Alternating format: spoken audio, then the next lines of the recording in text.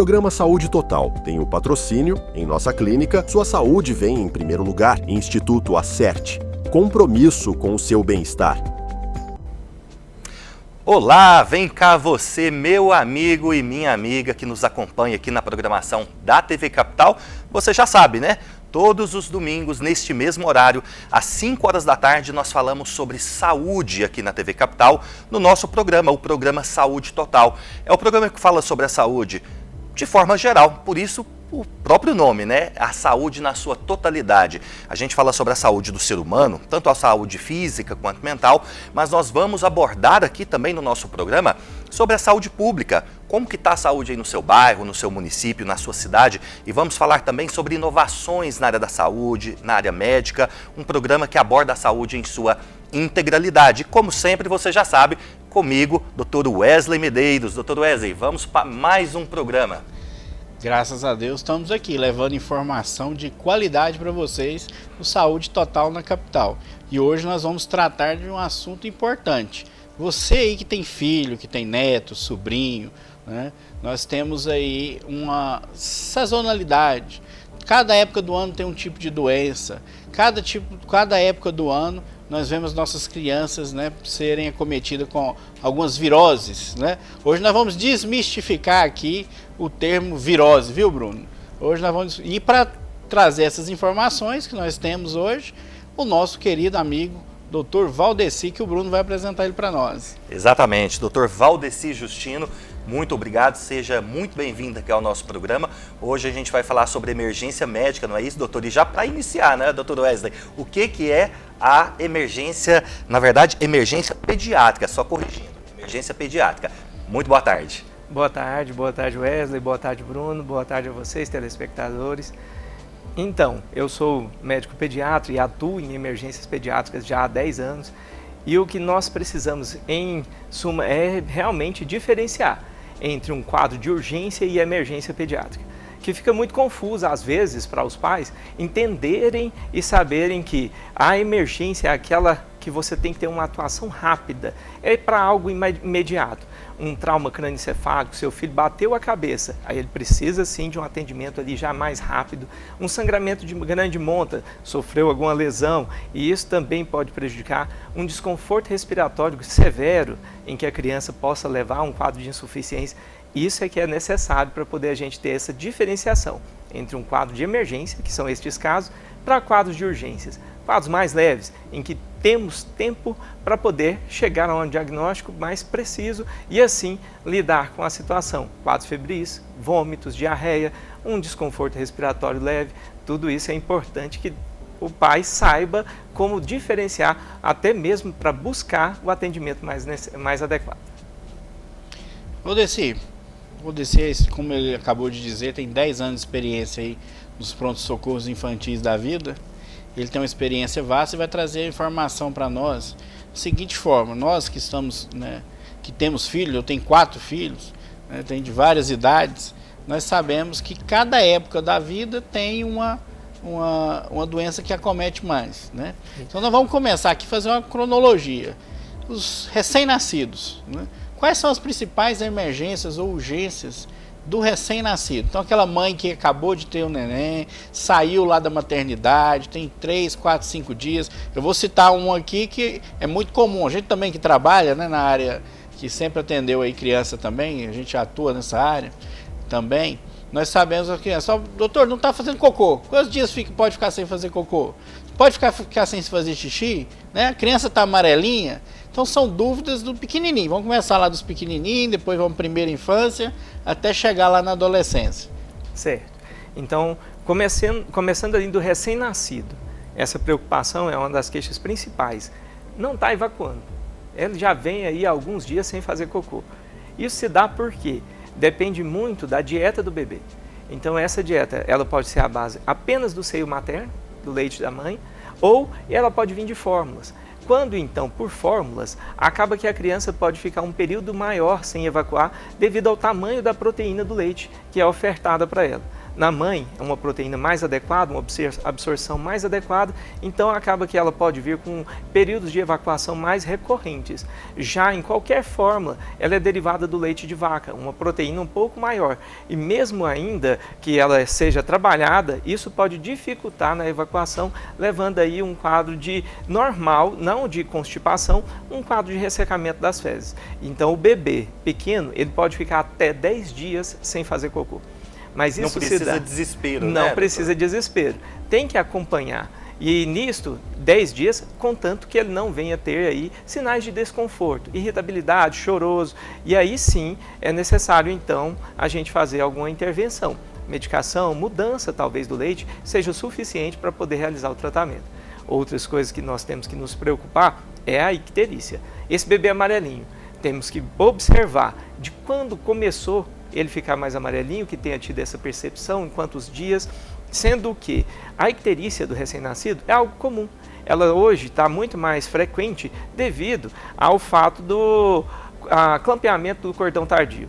E acaba que por esse motivo pode sim evoluir com um quadro de icterícia fisiológica. Nada para a gente preocupar, assim como a icterícia do leite materno. Pode também provocar essa icterícia fisiológica só de acompanhamento. Temos os quadros para ter uma atenção maior, que seria de urgência. Acaba que, devido à tipagem sanguínea da mãe, diferente do bebê, pode evoluir para um quadro mais grave, sendo necessário tratamento. Aí é necessário a realização de exames, investigação, definição do diagnóstico, colocar aí ou em uma fototerapia, algo que é bem simples, e as mães assustam, mas é só um banhozinho de luz que por si só resolve, e outro, ou a exossanguínea transfusão, num quadro de uma emergência, em que os valores da bilirrubina possam estar mais elevados, há necessidade de a gente entrar com um tratamento um pouco mais invasivo. Mas é sempre importante acompanhar. Viu uma alteração de diferença? Fazer esse tratamento. Observando que está mais amarelinho, já levar ao pronto-socorro, fazer a investigação e realizar o tratamento conforme necessidade. Passando aí para uma idade um pouco maior. Aí o bebê já entre o recém-nascido até a idade de 2 anos, nós temos uma das mais preocupantes, que é em vigência na atualidade em questão da sazonalidade, no nosso período em que estamos, a bronquiolite. A bronquiolite ela se dá para qualquer quadro respiratório que o bebê pegue. Isso porque o pulmão do bebezinho menor, até dessa idade de 2 anos, ele tem um brônquio muito fininho. Como é um brônquio muito fininho, uma inflamação é suficiente para fechar. O resfriado comum para um adulto ou uma criança maior, para o bebê, ela vai produzir um pouco mais de secreção associada à inflamação, fecha e tampa, e dificultando a respiração. Então é um cuidado que nós temos. Tem vírus que são os principais causadores, igual o vírus sincicial respiratório, no qual nós estamos entrando aí no período dele. Tem tido bastante casos já positivados e por esse motivo, atenção mãe, seu bebê menor de 2 anos tem que sim ficar em casa. Ele é importante ter cuidado, esse contato com outras crianças que estejam com sintomas respiratórios, porque infecções de via aérea passam por fome, diz que é gotícula de saliva. Uma outra criancinha foi lá e tossiu próximo, ela pega e acaba gerando essas alterações. E aí acaba que o que tem para tratamento, higienização nasal, tirar essa secreção, oxigênio terapia, quando aí tem um desconforto respiratório um pouco mais, que está levando a uma dessaturação, a oximetria, o sangue, não está levando ali o oxigênio necessário dos pulmões para poder tratar todo o restante do corpo. Então é importante a gente estar atento a isso. Isso ali nas primeiras idades, né? Isso, dentro dessa primeira infância, até a sua idade de 2 anos, o lactente. Importante nós destacarmos, certo, como o Dr. Valdeci está falando, a questão do tratamento. Mas é muito comum, né? O Dr. Valdeci pode falar melhor isso para nós. É muito comum as mães, Bruno. O Bruno já está com o círculo grande lá, não tem os pequenininhos para lembrar. Não sei se você lembra disso. As mães ficam agoniadas no caso da bronquiolite. Então é muito importante você, mãe que está nos ouvindo agora, que está nos vendo, nós temos o tratamento, é bem clássico. Oxigênio e lavar o nariz. E as mães reclamam, né? Mas doutor, né, não está dando nenhuma medicação para meu filho está grave. Mas o mais importante nesse momento são essas 2 medidas, doutor? Exato. A medicina, ela tem protocolo para todas essas doenças. E dentro do protocolo de bronquiolite, o que nós temos para tratamento, que é classe A e é o que é necessário, é o oxigênio. A lavagem nasal ajuda, auxilia bastante. É preciso fazê-lo diante de um quadro bem obstrutivo devido à secreção. E aí as mães pedem muito, como o Wesley havia dito, o Dr. Wesley dizendo, não tem nenhum xarope, nenhum remédio? Não tem. Não temos xarope para poder ter a redução dessa secreção no bebê, no lactente em si. Em vez de benefício, acaba que prejudica. Então temos que ter bastante cuidado quanto a isso. E sim, a medicação é o oxigênio. Oxigênio é remédio. Como remédio, ele tem um efeito bom e o colateral. Então temos que sempre dosar o tratamento para que a criança tenha conforto e aí, à medida do tempo, a imunidade dele responda e venha a ter resolução do quadro. Certo. O quadro de bronquiolite, né, como a gente está falando da sazonalidade, é um quadro muito comum, principalmente nessa época do ano. E ele assusta, né, porque a criança fica com esforço respiratório. Então é uma doença que às vezes pode cursar com uma gravidade maior, mas nós temos que ter atenção nisso, né? As mães, quando seria o horário certo, o dia certo, para levar no pronto-socorro essa criança? Em se tratando do bebê, do recém-nascido, ali é de imediato, pensando-se do 1º ao 2º mês. Porque dentro desse período, o desconforto respiratório é algo grave, exatamente pelo fato de ele não ter condicionamento físico. O que nos faz respirar é a musculatura. Não tem reserva. Exatamente. Então, o que nos faz respirar é a musculatura. Quando o bebê é exigido demais para poder manter essa saturação, acaba que ele leva a uma insuficiência mais rápido do que os demais. Já nos bebês maiores, quanto tempo seria? A partir ali dos 2 meses, tem que estar observando essa frequência respiratória, tem que estar observando o quanto ele está cansado. E se esse cansaço, então, começa a interferir nas mamadas, começa a interferir no sono, e ele vai tendo um pouco mais de desconforto, isso sim já é necessário levar. Dentro da doença, nós temos um espectro de que ela começa como sintomas gripais normais. Um pouco de coriza, um pouco de tosse. Na sequência, dentro do seu 3º ao 5º dia, é o período em que pode haver piora. Então, começou a gripe, a atenção redobrada dentro desse tempo, do 3º ao 5º dia, pode ser que ele comece com esses sinais de desconforto. É quando há necessidade de já levá-lo ao pronto-socorro. Então, os principais sintomas, né, para reforçar, seria coriza. O que é coriza, doutor? Às vezes o nosso telespectador lá não está sabendo. Agora ficou fácil, né, Bruno? Vai na internet, olha. Vou ver o que o doutor Wesley, o doutor Valdeci falou. Vou e lá o doutor Google também, né? Doutor Google, lá. Mas tem que tomar cuidado com o doutor Google, tem que ter orientação de um profissional. Então, os principais sintomas seriam coriza e tosse. O que é coriza, doutor? A coriza é a secreção nasal. A área da mucosa, ela quando agredida, ela vai produzir muco. E esse muco, dependendo da secreção que vem, ela é dada por coriza. A coriza, então, é esse catarrinho que o bebê está saindo ali, aquela aguinha. E aí é importante observar o que? Não é a tonalidade de cor, mas tem que estar observando a quantidade, o tempo e a duração dessas doenças. Quando você tem, meu bebê está com um catarrinho amarelo, já está verde. Essa coloração se dá muitas vezes pela defesa do organismo. Quando então a sua imunidade começa a atuar combatendo aquele quadro infeccioso, os leucócitos eles vão e começam a também atuar nessas áreas de mucosa, mudando a coloração da secreção. Então não é porque o catarro está amarelo ou verde que seu filho tem uma sinusite. É sinal de que ele já está aí combatendo essa infecção. Quando então a gente pensa para um quadro de sinusite?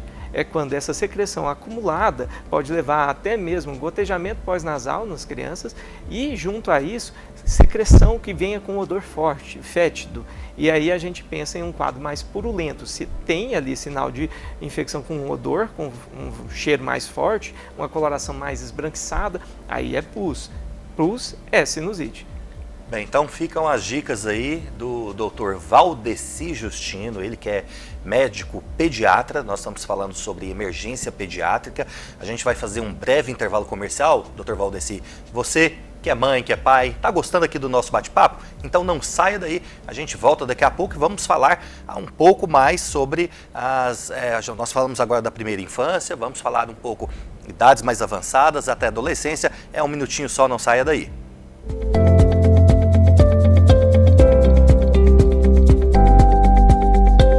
Cuidar da sua saúde é nossa missão.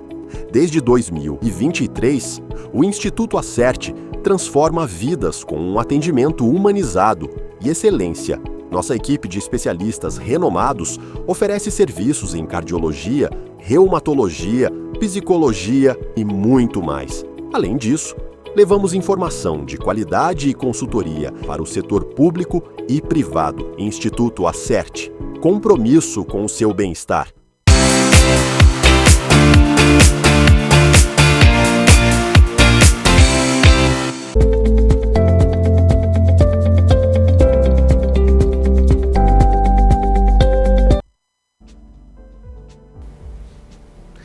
De volta com o programa Saúde Total aqui na TV Capital, e o Hospital América do grupo Apvida inaugurou seu pronto-socorro infantil.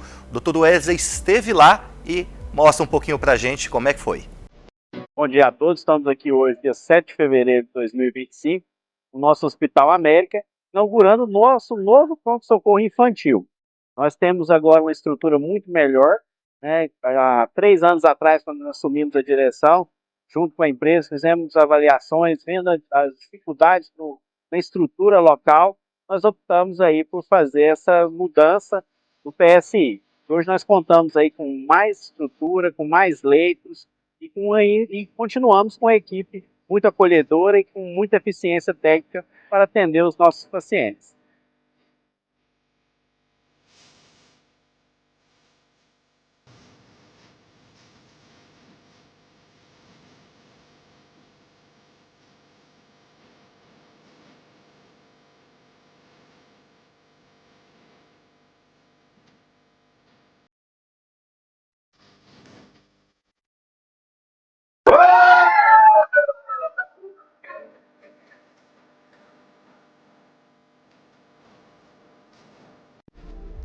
Tá aí então os nossos parabéns a toda a equipe do Hospital América, né?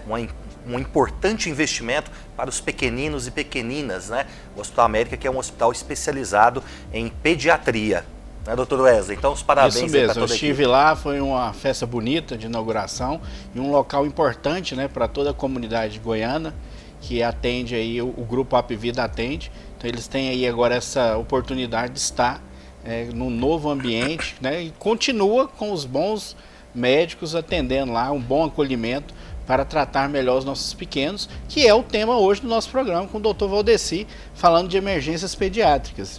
Dr. Valdeci, nós falamos aí da primeira infância, falamos dos recém-nascidos. Agora eu vou perguntar para você os acidentes. Quais são os acidentes mais comuns, desde o recém-nascido até na primeira infância, que chegam ao pronto-socorro? Dos mais comuns é a queda. Em se tratando dos bebês e dos infantes, que aí você vai perceber que muitas vezes a criança, quando está no sofá, deixada sozinha, e ela sofre queda, deixado na cama, principalmente pais que dormem com os filhos, que é muito comum, acaba que esquece ali, porque está acostumado que o bebezinho ainda não gira sozinho, ainda não engatinha, acredita que ele não vai se movimentar, pego de surpresa em que a criança já aprendeu e ela sofre essa queda. Outro também é queimadura por água fervente. Então acaba deixando ali a panela voltada com o cabo para trás e aí para fora do fogão, e a criança vai lá e puxa e pode sofrer essas queimaduras. Então queimadura e queda é sempre as principais causas de trauma. Outros acidentes principais também tá em relação a automobilísticos, porque não pode jamais deixar uma criança sem a proteção quando sai para fora do ambiente domiciliar. Porque quando já nas ruas vai fazer uma visita da avó, deixa o menino solto, sai correndo, vem um carro e pode sofrer um acidente. Então é um cuidado que a gente tem que ter redobrado.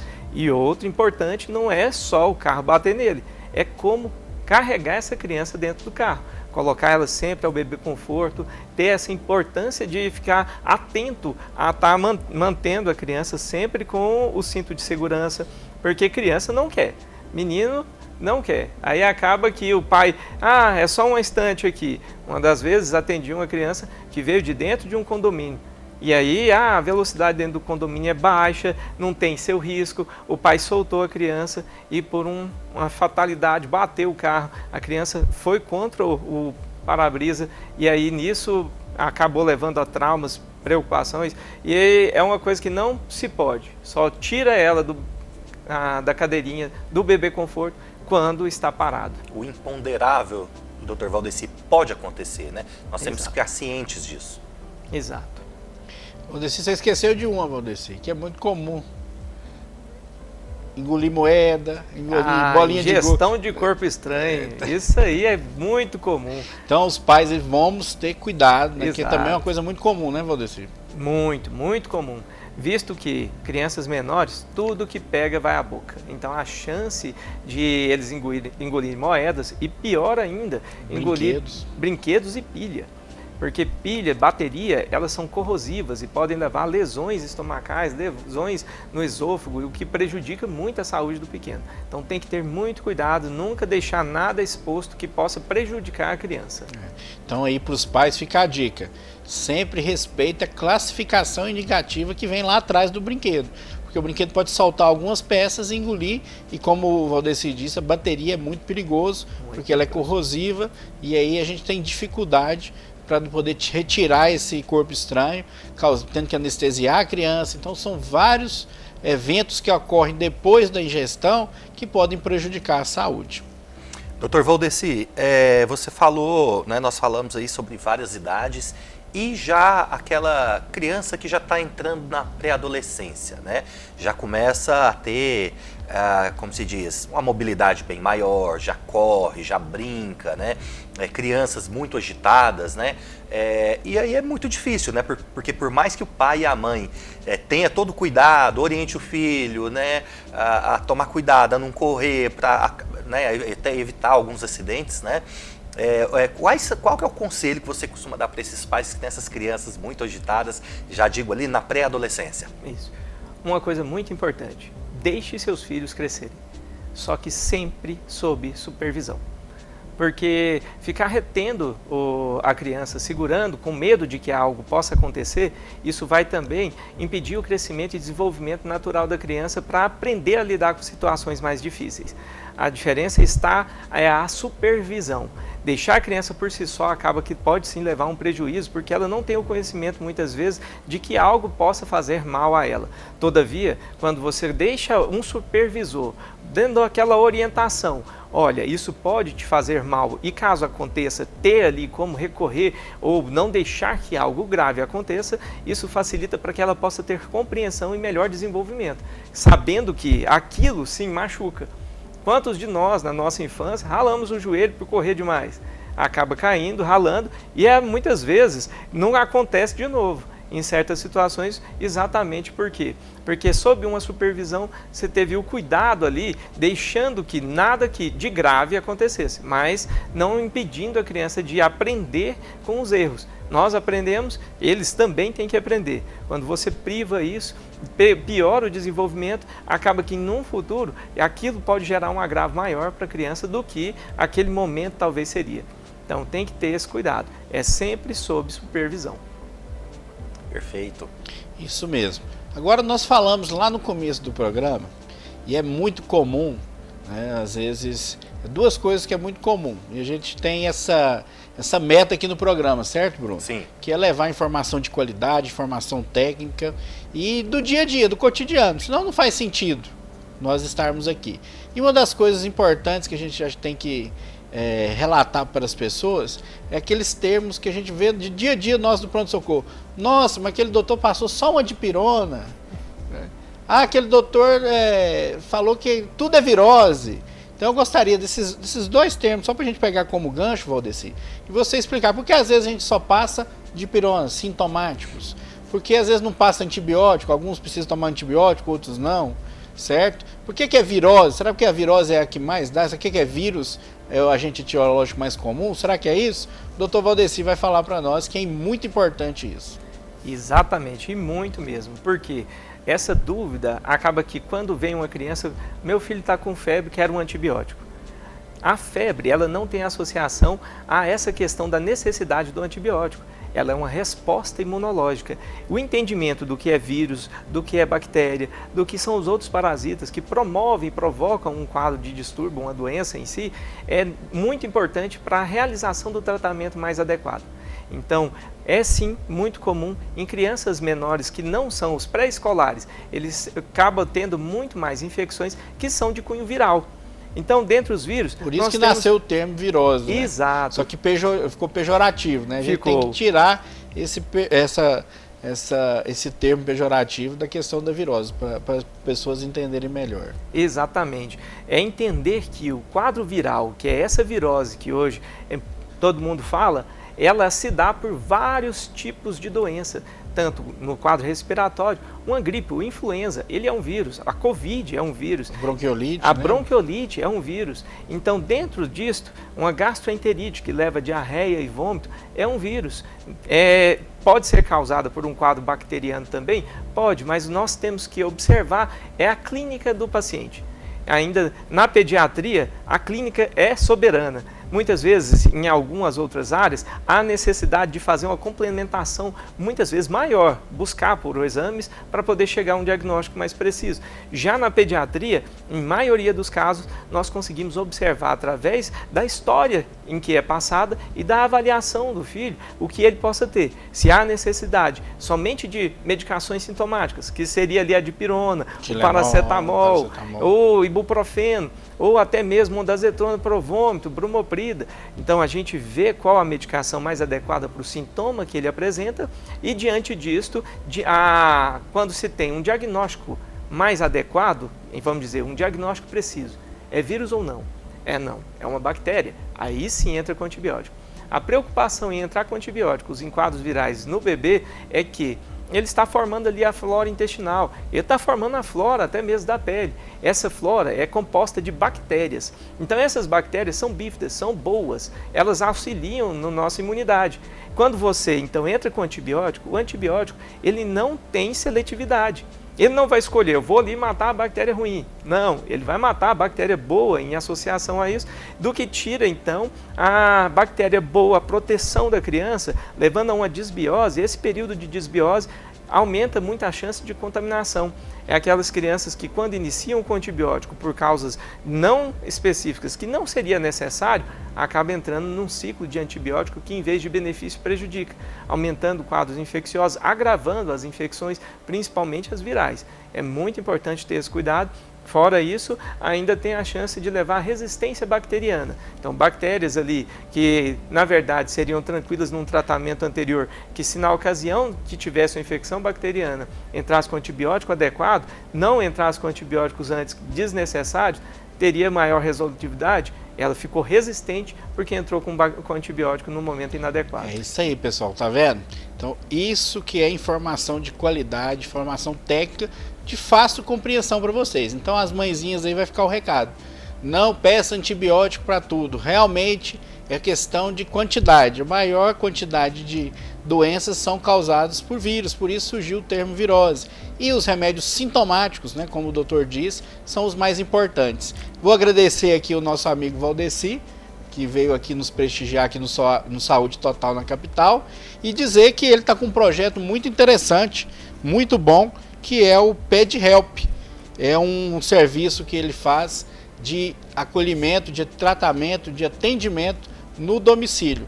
Então depois nós vamos aí dar mais notícias sobre o PedHelp, certo, Bruno? Certíssimo, doutor Wesley. Agradecer então ao doutor Valdeci Justino, ele que é pediatra, atua em urgência e emergência pediátrica há mais de 10 anos, é pós-graduado em pediatria e titulado pela Sociedade Brasileira de Pediatria e também pela Associação Médica Brasileira. É instrutor de suporte avançado em vida em pediatria da American Heart Association. Acho que o meu inglês está até razoável. Dr. Valdeci, muito obrigado pela gentileza de vir ao nosso programa, tá? E espero que o senhor volte mais vezes. Eu quem agradeço ao Dr. Wesley, a você, Bruno, muito obrigado. Espero em outras oportunidades trazer aí à nossa população um pouco mais desse conhecimento sobre as doenças pediátricas da emergência e urgência. Muito obrigado e parabéns pelo projeto da PedHelp. Você fique ligado, né, para entender um pouquinho mais aqui desse importante projeto, muito interessante, tá bom? E a você que nos acompanha aqui, você já sabe, todos os domingos neste mesmo horário nós temos o Saúde Total aqui na programação da TV Capital e com reprise também nas quartas-feiras às 10 horas da noite. Muito obrigado pela sua audiência e até o próximo domingo.